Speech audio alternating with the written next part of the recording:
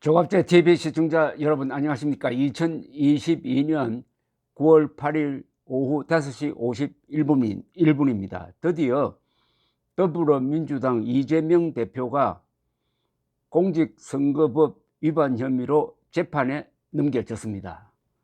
지난 20대 대선 때 대장동 사업 개발 실무자였던 고 김문기 전 성남도시개발공사 처장이 극단적 선택을 한 직후에 나는 김문기를 모른다라고 한 발언, 또 백현동 사업과 관련한 허위 사실 유포, 요 두 가지 혐의가 기소 대상이 되었습니다. 이 대표는 검찰의 소환에 응하지 않아서 서면 답변서만 제출했습니다. 서울중앙지검과 성남지청은 이날 이 대표를 선거법 위반 혐의로 재판에 넘겼다고 밝혔습니다. 대선 관련 선거사범의 공소시효가 내일이라 오늘 기소할 수밖에 없었다는 거죠.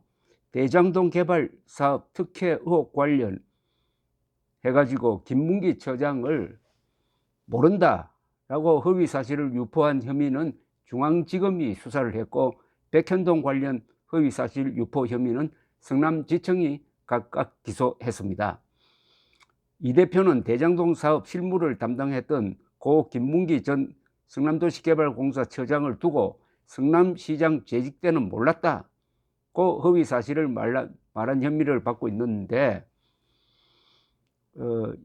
김 전 처장 유족 측이 이재명 성남시장과 김문기 처장이 해외 출장을 가서 함께 사진을 찍은 것을 공개를 해서 이제 시비가 벌어지고 고발당했던 것입니다.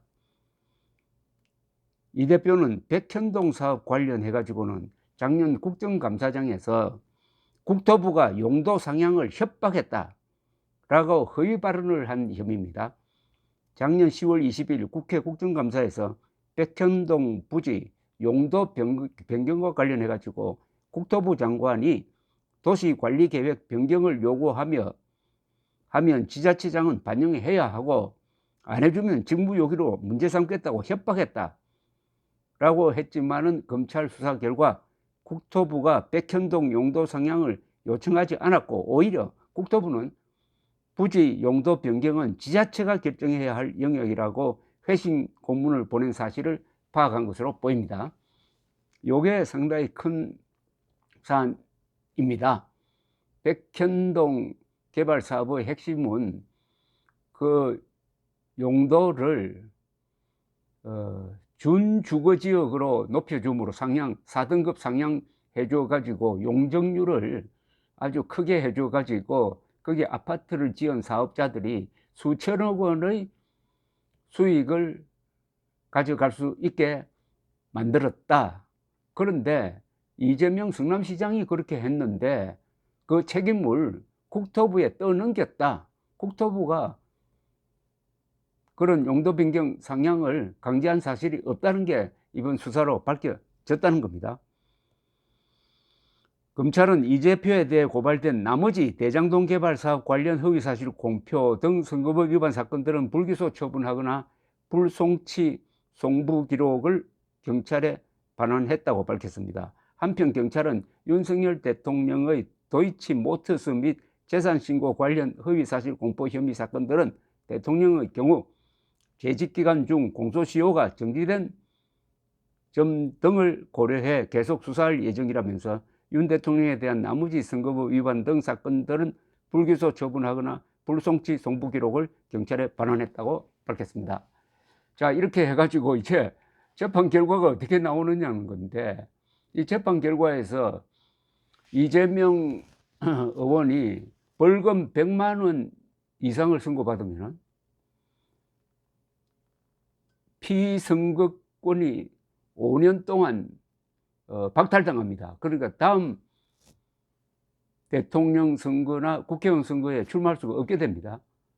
동시에 국회의원직도 박탈당한다고 봐야 된다는 강력한 유권 해석이 있습니다. 사실상 정치 생명이 끝나는 거죠.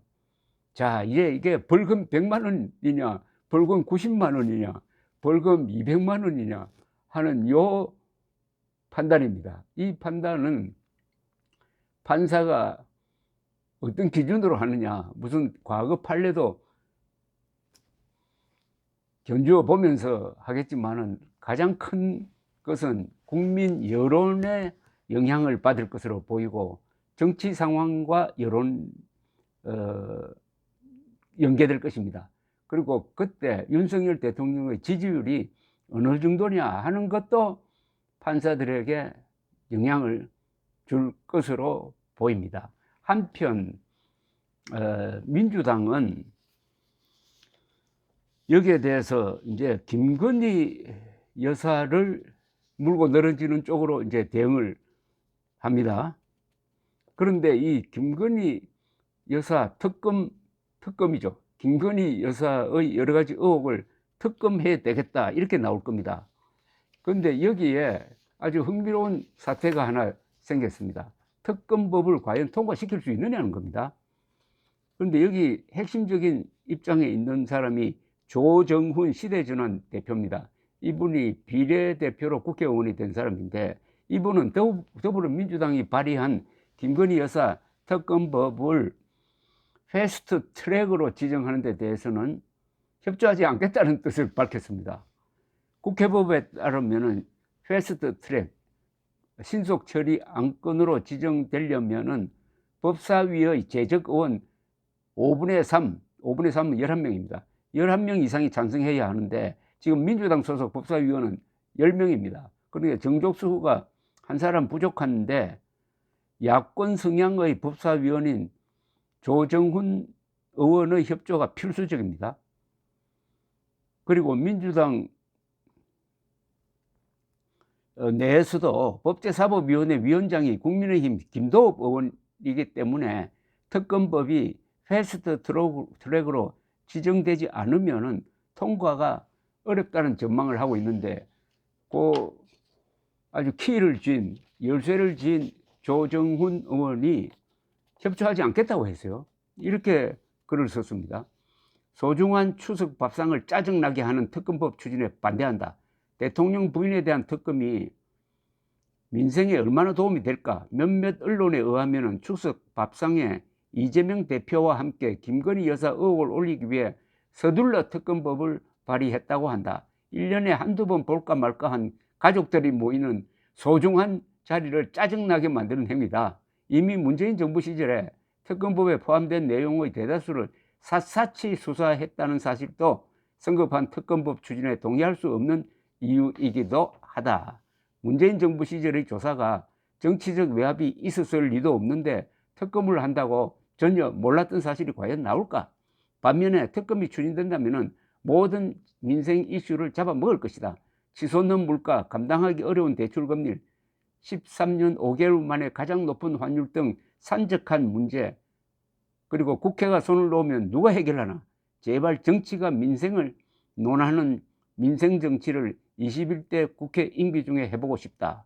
민주당도 제1야당 국회 다수당으로 여당과 정정당당한 정책 경쟁으로 승부하길 촉구한다. 마지막으로 한 여인의 남편으로 남의 부인을 정치 공격의 좌표로 찍는 행위가 부끄럽고 좀스럽다고 했습니다. 더불어민주당은 어제 윤석열 대통령 배우자 김건희의 주가 조작, 허위 경력, 뇌물성 후원 사건 등의 진상규명을 위한 특별검사 임명 등에 관한 법률안을 발의했습니다. 이 무리에 무리를 해가지고 이 법안이 통과되더라도 윤석열 대통령은 거부권을 행사할 수 있습니다. 다만 그 모양이 조금 부인을 보호하기 위한 거부권 행사가 되니까 조금 곤혹스럽겠죠. 어쨌든 이재명 민주당 대표는 칼날을 잡은 것은 확실합니다. 더구나 오늘 기소된 것 말고 훨씬 더 많은 사건이 지금 기다리고 있습니다. 윤석열은 칼자루를 잡고 이재명은 칼날을 잡았습니다. 이것만은 확실합니다. 감사합니다.